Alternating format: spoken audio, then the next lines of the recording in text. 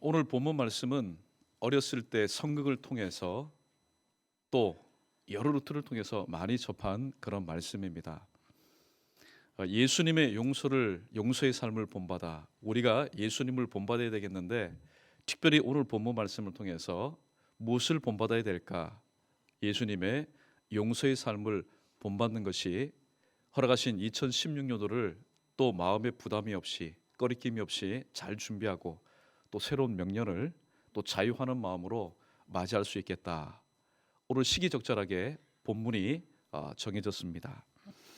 오늘 본문에 보면은 천국은 한 임금과 같다 그렇게 말씀합니다. 그런데 그 임금이 다스리고 통치하는 나라에 임금에게 유독 죄를 많이 지은, 죄가 아니죠, 1만 달란트 많은 빚을 지은 그런 사람이 있었습니다. 1만 달란트라는 것은 사실 사람의 능력으로는 갚을 길이 없는 그런 엄청난 액수의 그런 물질입니다.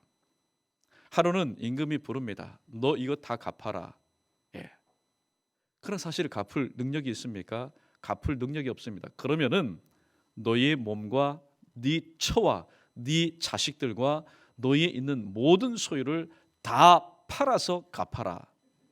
그런데 오늘 1만 달란트 빚진 자 용감하게 이렇게 얘기합니다. 예, 제가 다 갚을 수 있습니다. 제가 갚겠습니다. 그 이야기를 들은 주인이 속으로 웃습니다. 야 이놈아, 내가 지금 너에게 원하는 것은 다 갚을 수 있습니다, 할 수 있습니다라는 대답이 아니라 나를 불쌍히 여겨 주십시오. 나를 용서해 주십시오. 저는 할 수가 없습니다. 그 대답을 지금 요구하는데, 이 1만 달란트 빚진 자, 속된 말로 간이 배 밖으로 튀어나온 것처럼, 그래요, 조금만 기다려 주십시오. 제가 다 갚겠습니다. 임금이 들을 때 속으로 웃었다고 했습니다. 그래서 오늘 본문에 보니까 임금이 불쌍히 여겨, 야 이놈아, 네가 갚을 수 없다라는 사실을 내가 다 알고 있는데 너는 또 입으로 또 범죄를 하느냐. 불쌍히 여겨 탕감해 주었다, 그렇게 말하고 있습니다. 오늘 이 1만 달란트 빚진 자 생애 그 어떤 날보다도 가장 기쁘고 또 즐거운 날일 겁니다. 왜냐하면은 지금까지 이 1만 달란트 빚진 자 가정에 문제 없었겠습니까? 또 일터에 문제 없었겠습니까? 그러나 이 1만 달란트 빚진 자가 자나깨나 눈이 오나 비가 오나 항상 그 마음 가운데 짓누르고 있었던 문제는 뭐냐? 1만 달란트를 내가 빚지고 있다는 겁니다. 누구에게요? 임금에게 1만 달란트를 빚지고 있는데 그 머리 가지고 아무리 생각하고 아무리 두들겨 봐도 사실 갚을 길이 없습니다. 그런데 어느 날 임금이 호출을 합니다. 이제 혼쭐 났다, 이제 나 죽었다. 그런데 불쌍히 여겨 자신이 갚아야 될, 그러나 갚을 수 없는 이 모든 1만 달란트를 한순간에 한 푼도 남김이 없이 다 탕감받는 은혜를 입었으니 이 1만 달란트 빚진 자의 인생 가운데서 가장 기쁘고 가장 고맙고 가장 즐거운 날이 아니었겠습니까? 그런 감동을 가지고 왕궁을 나왔습니다.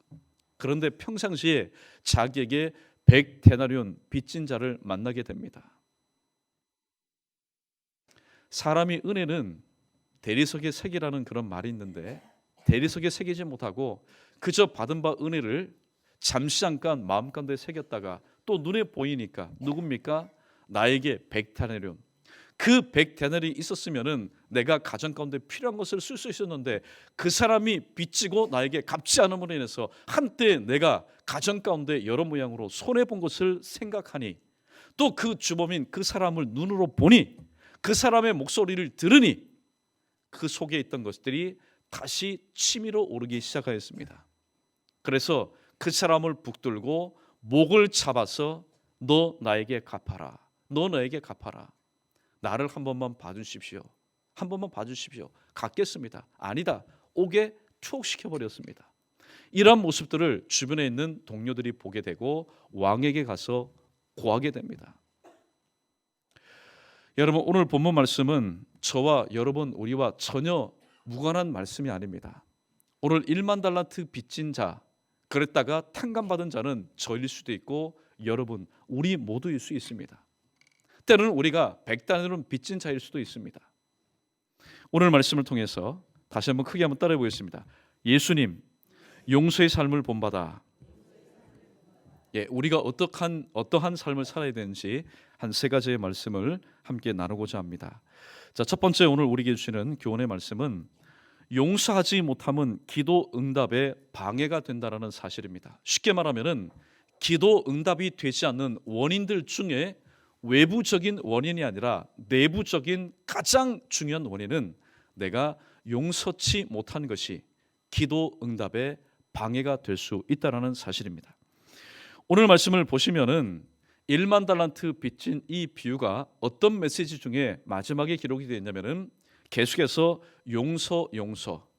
그다음에 뒤에 보면은 앞절 오늘 우리가 읽었던 말씀 18장 또 앞절에 보면은 기도에 관한 그런 말씀이 기록이 됐습니다. 너희가 합심해서 두 사람이 땅에서 합력하여 기도하면은 하나님께서 너희를 위하여 이루어 주실 것이다.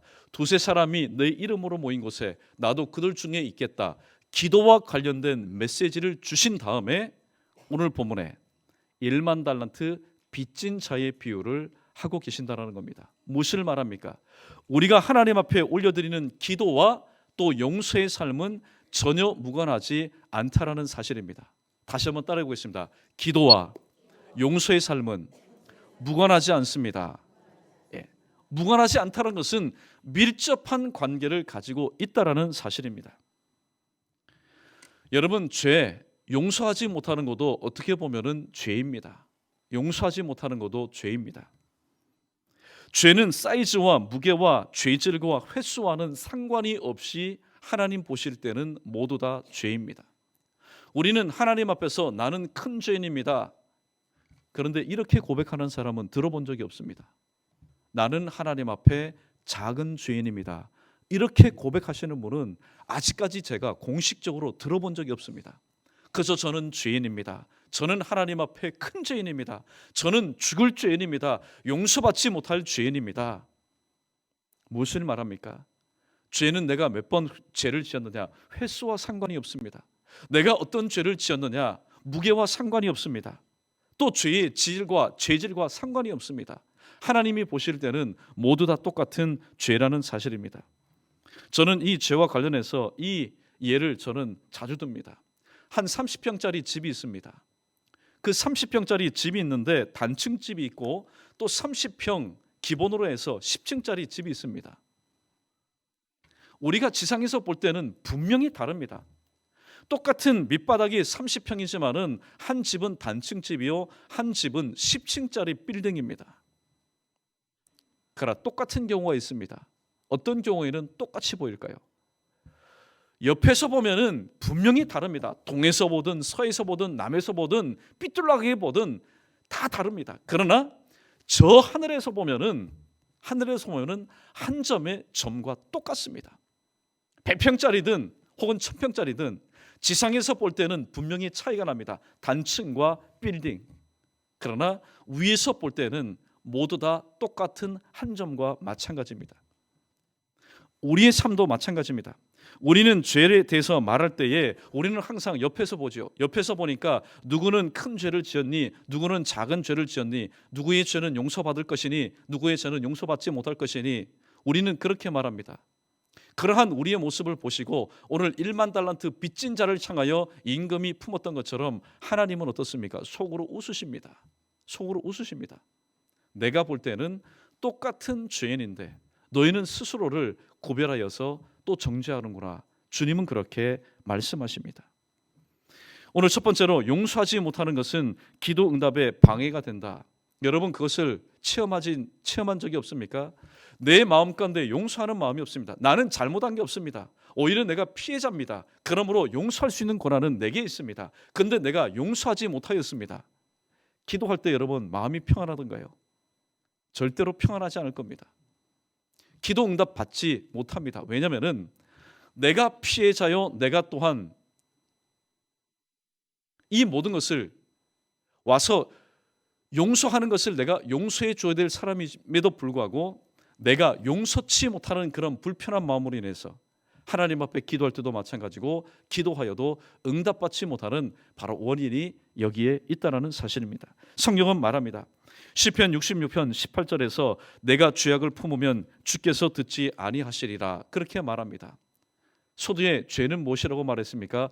용서하지 못하는 것도 죄라 그렇게 말하였습니다.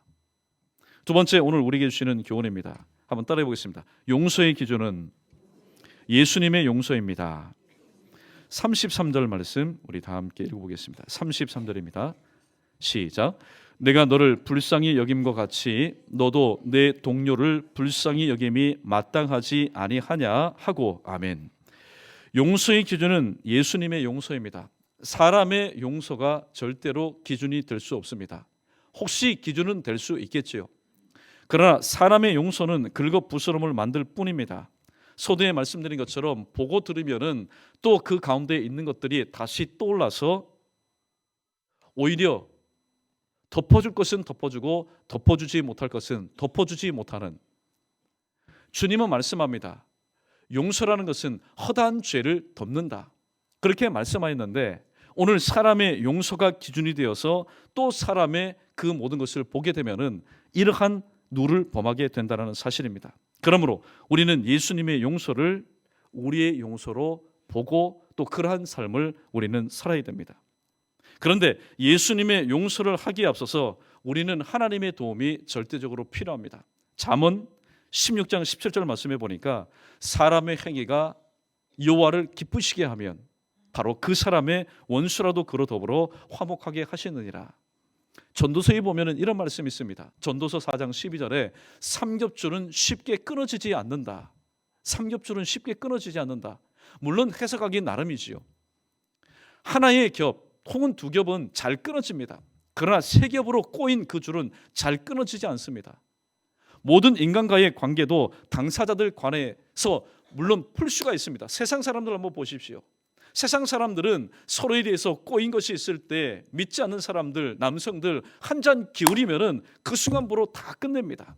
그런데 솔직히 말씀드리면은 그 순간은 감정적으로 용서한다고 하지만은 또 그러한 환경감도에 있을 때에 이전보다도 더 강력한 그런 미움과 더 강력한 그런 시기와 질투를 가지고 또 그 아픈 곳을 찔러댈 수밖에 없는 한계를 가지고 있습니다. 오늘 용서의 기준은 예수님의 용서가 기준이라고 했습니다. 그 예수님의 용서, 오늘 저와 여러분이 이미 받지 않았습니까? 예수 나를 위하여 십자가를 칠 때 누구를요? 예수 나를 위해, 예수님이 나를 위해 십자가를 지시고 또 나를 위해서 용서하신 그런 은혜 가운데 우리는 살아가고 있습니다.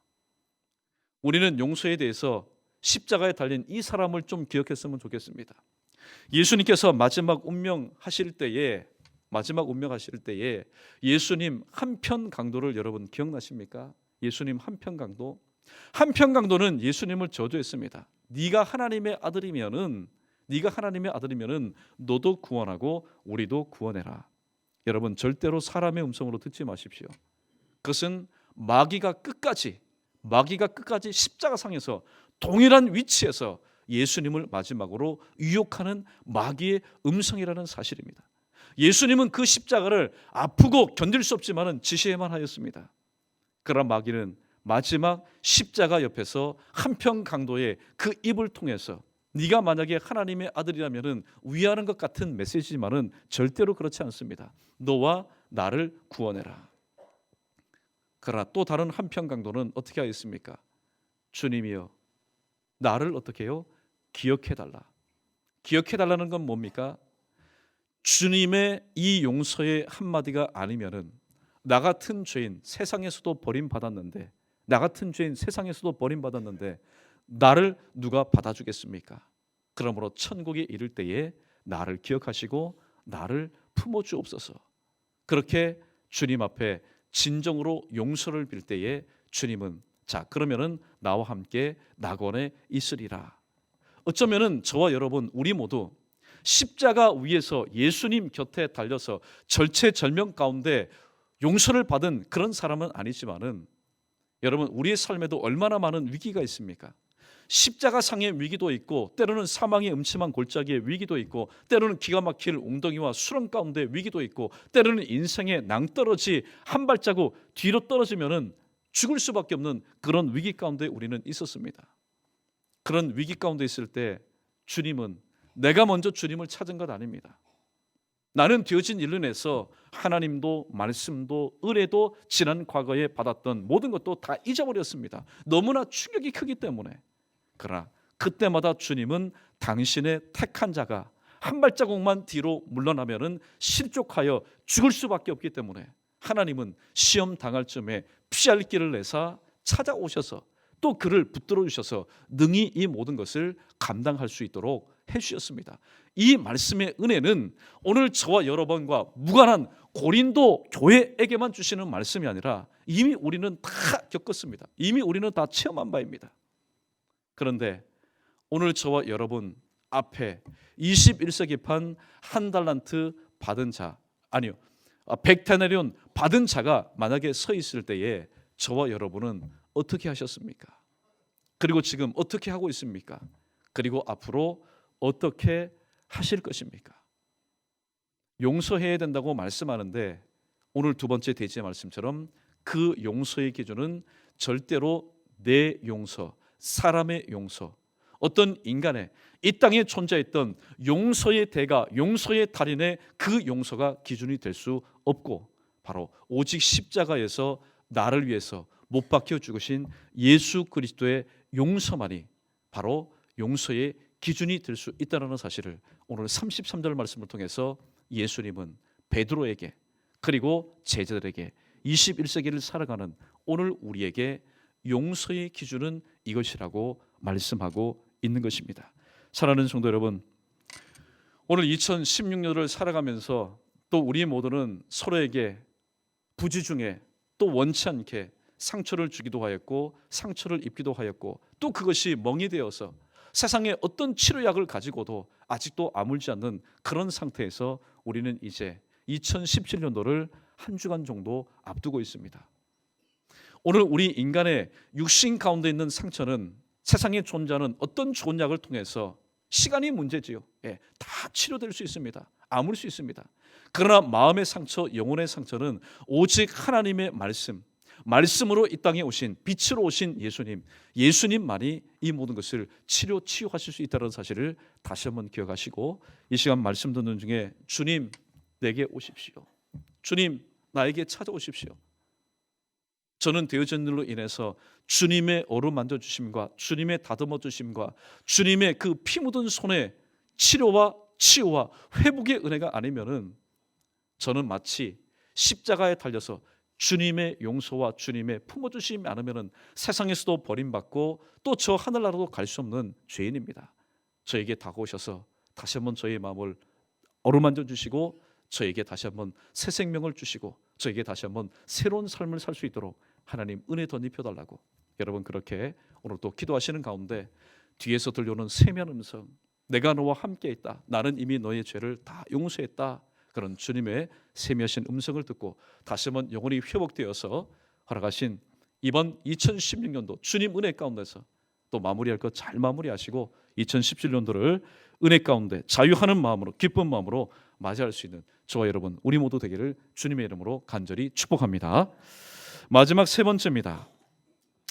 사람의 죄는 하나님의 마음으로 하나님의 사랑으로 용서해야 한다는 사실을 오늘 35절에서 우리에게 교훈해 줍니다. 35절 말씀 우리 마지막으로 우리 읽어보겠습니다.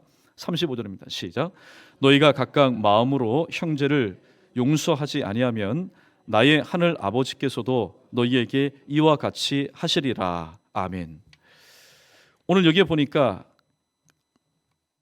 너희가 각각 마음으로부터 개역 한글판에 보면은 중심으로, 근데 이 마음 중심이 무엇을 의미합니까? 그것은 바로 하나님 아버지의 마음, 하나님 아버지의 사랑으로 용서하라는 말씀입니다. 우리는 이 말씀을 접할 때 또 누가복음 15장에 등장하는 둘째 아들과 아버지를 또 언급하지 않을 수가 없습니다. 아버지에게 있어서 이 3분의 1이나 되는 이 재물, 재산은 엄청난 것이었습니다. 아들이 무슨 계획이 있어서 아버지 저에게 사업에 무슨 계획이 있습니다. 저에게 그것을 주십시오. 빌려주십시오. 그러면은 제가 그것을 배나 갚겠습니다. 그런 것도 아닙니다. 어느 날 와서 따집니다. 어느 날 와서 막무가내로 아버지 저에게 돌아올 분깃을 뚝 떼어 주십시오. 근데 오늘 여기 본문에 등장하는 아버지도 개념이 없는 아버지가 아닙니다. 생각이 없는 아버지가 아닙니다. 이 아들의 모든 것을 알고 있는 아버지입니다. 어떤 것을 알고 있는 아버지일까요? 이 둘째 아들은 물질이 문제가 아닙니다. 나가서 그 돼지 우리 아니라는 그런 인생의 밑바닥에서 삶이 어떤 것인 줄, 아버지를 떠난 삶이 어떤 것인 줄 몸소 깨닫고 몸소 알아야만이 다시 자기의 의지적으로 아버지께로 돌아올 아들이라는 사실을 알았기 때문에 그 아들을, 여러분 말이 안 되는 것 같지만 그 아들을 사랑하기 때문에 보낸 것이었습니다. 보낼 때에 오늘 성경에 보면은 어땠을까요? 그냥 아버지가 아이고 저놈 철딱선이 없는 놈, 그게 아닙니다. 아버지는 눈물을 흘렸습니다. 왜냐하면은 나를 떠난 순간부터 잠깐은 가지가 나무에서 떨어질 때에 얼마나 자유하겠습니까? 예. 아이고 내가 이 고복 같은 데서 붙어가지고 지금까지 내가 한 번도 내 마음대로 살지 못했는데 이제 떨어지니 여러분 얼마나 자유하겠습니까? 그러나 그 자유, 그 쾌락, 그것은 얼마 같지 못합니다. 잠시 후에 21세기판 큰 흉년이 와서 그동안에 한 번도 배를 골아본 적이 없는 자식이, 그동안에 한 번도 헛일을 통해서 손바닥 튼 적이 없는 자식이, 한 번도 굶주린 적이 없는 자식이 이제 그러한 것이 자신의 현실이 될 것을 생각하니까 여러분 아버지의 마음이 편했겠습니까? 절대로 편하지 않았습니다. 자식이 흘려야 될 눈물, 자식은 철이 없어서 흘리지 못하기 때문에 아버지가 어떻게 해요? 대신 눈물을 흘렸던 겁니다. 보십시오. 둘째 아들 나가서 신나게 먹고 마셨습니다. 돈이 있으니까 친구들이 벌떼처럼 몰려듭니다. 그러나 잠언에 보면은 재물이 끊어지면은, 재물이 없어지면은 친구도 어떻게 해요? 다 사라진다고 얘기했습니다. 정말로 인생은 어느 날 바뀌는 겁니다. 어느 날 아침에 눈을 떠보니까 통장에 잔액이 아무것도 없습니다. 이를 미리 감지한 그 영리하고 똑똑한 친구들, 이제는 자기와 친구하자고 하는 친구들이 없습니다. 다 떠나갑니다. 그러나 여러분 보십시오. 사람은 살아있기 때문에 어떻게 됩니까? 먹어야 되지 않습니까? 먹으려면은 그냥 공짜로 먹습니까? 지금까지는 아버지가 내게 준 그 재물을 벗삼아서 공짜로 모든 것을 먹고 마셨지만은 이제는 내가 땀 흘려야 됩니다. 이제는 내가 발품을 팔아야 됩니다. 내가 땀을 흘리고 수고해야 됩니다. 여러 군데 찾아보지만은 마땅한 곳이 없습니다. 모두 다 3D 업종입니다. 그런데 사람이요, 정말로 배가 고프고 정말로 인생이 춥다라는 것을 느끼게 되면은 3D가 뭡니까? 마지막에 취직을 한 곳이 있었는데 그것은 바로 돼지를 치는 곳이었습니다. 이 아들은 유대인이었습니다. 이 아들은 알고 있었습니다. 레위기 11장에 기록된 말씀처럼 돼지라는 동물은 하나님께서 깨끗하다 말씀하신 동물이 아니라 부정하다 말씀하신 동물이었기 때문에 그것을 먹지도 않을 뿐더러 그것을 치는 일에 대해서 꺼리낌이 있었습니다. 그러나 지금 자기가 죽을 판입니다. 들어가서 일을 합니다. 돼지가 먹는 쥐염 열매를 통해서 그저 한 끼 생명 연장하기 위해서 먹으려고 해도 그것을 주는 사람이 없습니다. 쉽게 말하면은 자기가 취업된 그 돼지를 치는 그 주인이 볼 때에 이 둘째 아들은 돼지와 똑같은 존재로 여겼다는 사실입니다. 만약에 둘째 아들을 사람 취급했다면은 최소한 돼지가 먹는 쥐염 열매가 아닌, 영양가는 없지만은 그저 푸석푸석한 빵이라도 주었을 겁니다. 그러나 돼지가 먹는 쥐염 열매조차 이 둘째 아들에게 주지 않았다는 것은 하나님을 떠난 하나님의 백성, 하나님의 자녀는 세상도요 사람 취급을 하지 않는다는 사실을 우리에게 밝혀주고 있습니다. 마지막에 이 둘째 아들이 깨닫습니다. 내가 하늘과 아버지께 무엇을 지었사오니요? 죄를 지었사오니. 여러분, 아무리 악한 그리고 아무리 잘못된 일을 했다 할지라도 그 사람의 입술을 통해서 내가 하나님과 아버지와 당신에게 죄를 지었다라는 말이 나오면요, 그 사람에게는 새로운 인생이 시작되었다라는 겁니다. 이미 하나님은 그를 용서해 주셨습니다. 이미 하나님은 그를 용서해 주셨습니다. 돌아왔을 때의 모습을 보십시오. 이 아들이 돌아올 때 무엇을 여러분 되뇌겠습니까? 무슨 말을 했겠습니까?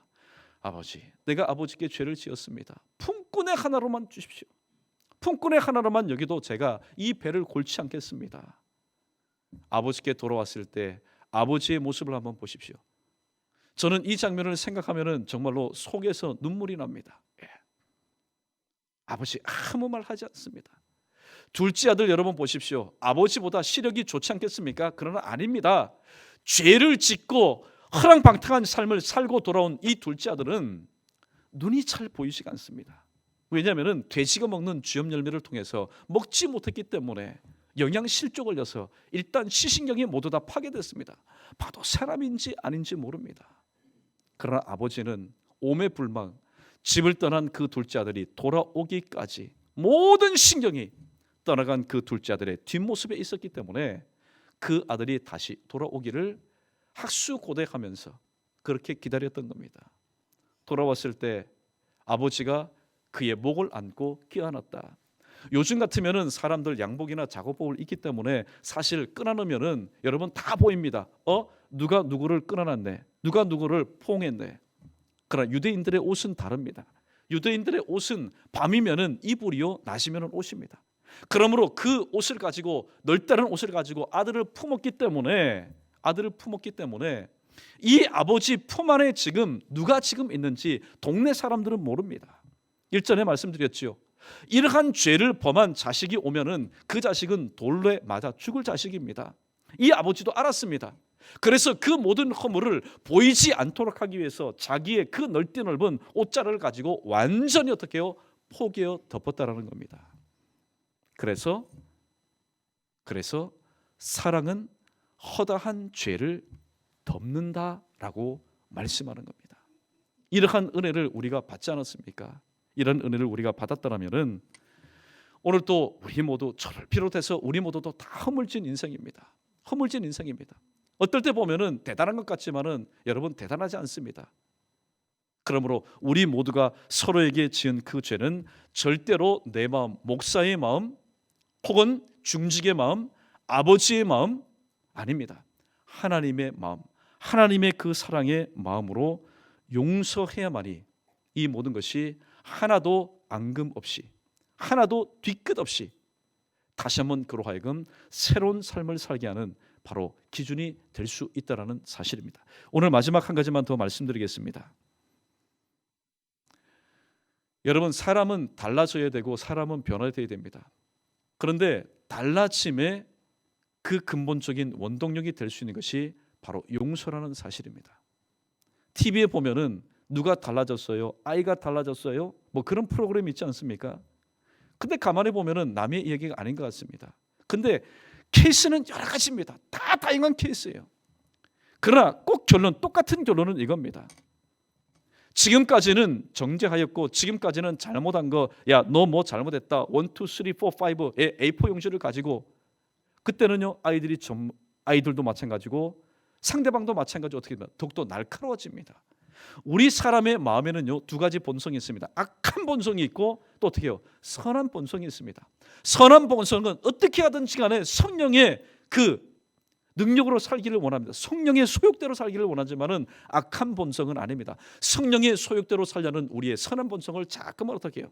끌어내리려고 합니다. 그래서 육체의 소욕대로 살려고 합니다. 용서는 뭡니까? 악한 본성을 자꾸만 찔러대면은요, 여러분 자꾸만 성이 납니다. 그래서 자꾸만 어떻게 됩니까? 서로 도지게 됩니다.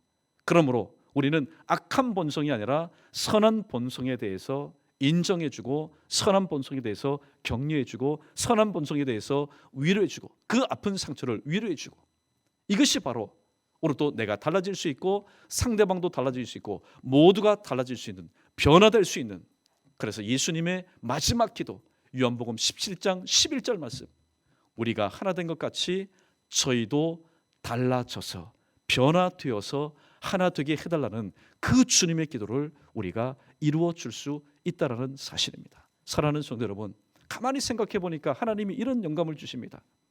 우리가 하나 되지 못하는 이유가 뭔가? 나도 변하지 않고 그도 변하지 않고 모두 다 변하지 않는데 어떻게 하나가 될 수 있는가라는 질문을 하나님이 저에게 주셨습니다. 그러므로 하나가 되기 전에 먼저 내가 변하고 또 변화된 나의 모습을 보고 감동받으면 그도 변하게 될 것이고, 또 그런 모습들이 우리 교회 문화가 된다면, 달라지는 변화, 변화의 모습이 된다면 주님의 마지막 그 기도를 오늘 또 이루어 드릴 수 있는 그런 우리 연희교회, 저와 여러분 우리 모두가 될 줄로 믿습니다. 이에 우리 모두 자, 그래요, 달라지는 거 목사님 많이 달라지십시오, 목사님 많이 변하십시오, 저는 이대로 살겠습니다. 그렇게 오늘 또 자기만을 고수하는 저와 그런 분이 한 분도 나오지 마시고, 오늘 또 이러한 것들이 우리 각자에게 오늘도 동일하게 주시는 하나님의 말씀의 은혜요, 하나님의 감동이라면 한 사람도 죄미 없이, 혹시 그런 분이 있다면 아닙니다. 지금은 달라져야 될 때입니다. 지금은 변화될 때입니다. 이것은 인간의 바람이 아니라 주님, 나를 위해서 십자가를 지신 주님의 바람입니다. 오늘 또 우리 모두 다 달라지고 변화되어서 주님의 마지막 기도의 내용처럼 우리 모두가 하나 되는데 용서를 통하여서 다시 한번 일조를 감당하며 주님 영광 위에서 귀하게 쓰임받는 저와 여러분 우리 모두 되기를 주님의 이름으로 간절히 축복합니다.